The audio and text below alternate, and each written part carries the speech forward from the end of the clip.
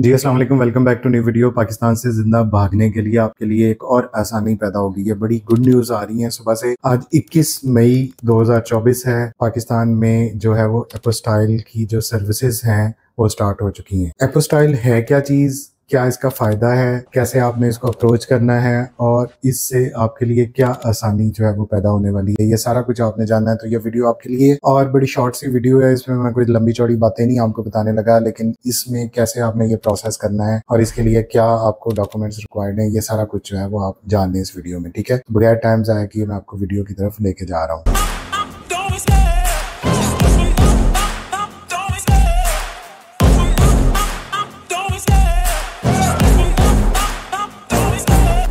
तो एपोस्टाइल जो है वो एक सर्टिफिकेशन है, एक आपके लीगल डॉक्यूमेंट की, एक किसी भी ऑफिशियल अथॉरिटी से एक स्टैंपिंग है, एक सील है जो उस डॉक्यूमेंट की ऑथेंटिसिटी को जो है वो प्रूव करती है। इसका मकसद ये है कि जब आप कंट्री टू कंट्री अपने डॉक्यूमेंट्स जो है वो प्रेजेंट करते हैं तो यूनिवर्सल आपके पास एक ऐसा सिस्टम होना चाहिए कि दूसरा कंट्री दूसरी आपके डॉक्यूमेंट्स को लीगली जाने के ये ठीक डॉक्यूमेंट है, ये ओरिजिनल डॉक्यूमेंट है, ये सर्टिफाइड डॉक्यूमेंट है। जैसे आप पाकिस्तान में किसी को डॉक्यूमेंट्स प्रोवाइड करते हैं तो हम नोटरी पब्लिक करते हैं। नोटरी पब्लिक एक ऑथेंटिकेशन है कि ये जो किसी लीगल लॉयर ने, किसी ऑथेंटिक बंदे ने जो कोर्ट्स के अंदर है उसने इसको वेरीफाई किया है, इसको इसकी ऑथेंटिसिटी को जो है वो एक स्टैंप कर रहा है कि ये एक जेन्युइन डॉक्यूमेंट है। तो इसी तरह 1961 में एक कन्वेंशन हुई, ठीक है, जिसमें बहुत सारी कंट्रीज ने जो है वो उसको साइन किया। उसमें एक मायदा हुआ, ठीक है, हेग कन्वेंशन इसको बोलते हैं। और उसमें कंट्रीज जो है वो दिन ब दिन जो है उसमें यूरोपियन यूनियन के कंट्रीज है, उसमें यूएसए है, यूके है, ऑस्ट्रेलिया है, बड़े बड़े कंट्रीज ऑलरेडी थे। अब जो डाउटेड वाले कंट्रीज हैं इसमें ऑलरेडी इंडिया भी शामिल था, इसमें चाइना भी शामिल है। तो इसमें अब पाकिस्तान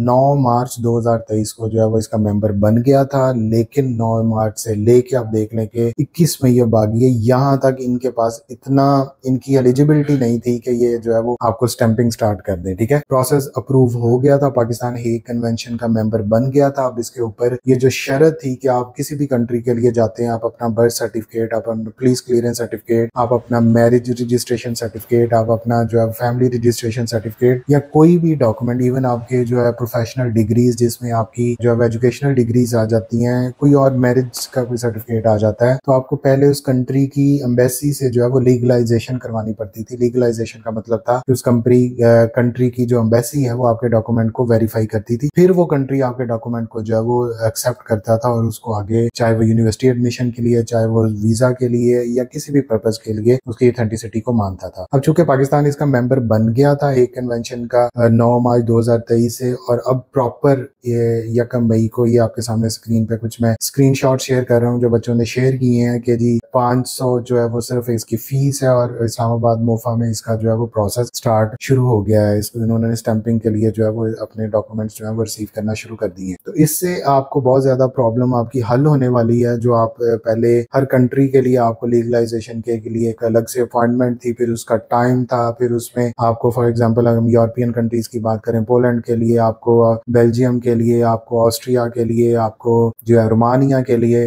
आपको चेक रिपब्लिक के लिए, आपको लिथुआनिया के लिए, आपको लैटविया के लिए आपको बहुत ज्यादा जो है वो लीगलाइजेशन की डॉक्यूमेंट्स की जरूरत पड़ती थी। इनकी एम्बेसीज या इनकी जो इमिग्रेशन के डिपार्टमेंट्स हैं वो आपके लीगलाइज्ड डॉक्यूमेंट्स को एक्सेप्ट करते थे। अब जब पाकिस्तान इसका मेंबर हो चुका है तो अब आपको और आपकी स्टैंपिंग स्टार्ट हो गई है, तो अब आपके डॉक्यूमेंट्स, क्योंकि पाकिस्तान खुद एक कन्वेंशन का मेंबर है, तो ऐसे कंट्रीज जो इसकी जिन्होंने इस मुआहदे पे साइन किए हुए हैं, जो एक कन्वेंशन की जो लिस्ट है उसके अंदर उनका नाम अप्रूव्ड कंट्रीज में है, तो उनमें उनके डॉक्यूमेंट्स सिर्फ एपोस्टाइल को ही वो एक्सेप्ट करेंगे और आपको कोई और फर्दर सर्टिफिकेशन की या लीगलाइजेशन की जरूरत नहीं है। सिंपल सा प्रोसेस है, आपने अपने डॉक्यूमेंट्स पहले जो है वो रेलिवेंट अथॉरिटी से अटेस्ट करवाने हैं, जिसमें आपके HEC से अटेस्टेशन है, आपकी बोर्ड से डॉक्यूमेंट्स की अटेस्टेशन है। उसके बाद आपने ministry of foreign affair Islamabad में चले जाना है, वहाँ पे आपने इसका टोकन जो है वो रिसीव करना है और जस्ट 500 इसकी फीस है और वो आपके ओरिजिनल डॉक्यूमेंट्स और वो साथ में रिसीव कर लेंगे और शायद 1-2 दिन या आपको 1 वीक के बाद, अब ये टाइम के क्या उसी टाइम पे रिटर्न करते हैं या उसमें टाइम लेते हैं, फिर ये आपको रिटर्न कर देंगे और इससे आपकी बहुत ज्यादा परेशानी जो है वो हल होने वाली है। जो आप पहले दर दर के चक्कर लगाते थे, एम्बेसियों के तरले डालते थे कि जी हमें लीगलाइजेशन, अगर एडमिशन आ जाता है तो लीगलाइजेशन चाहिए, अगर लीगलाइजेशन आ गई है तो एडमिशन नहीं मिल रहा, एडमिशन आ गया तो वीजा नहीं मिल रहा, भाई ये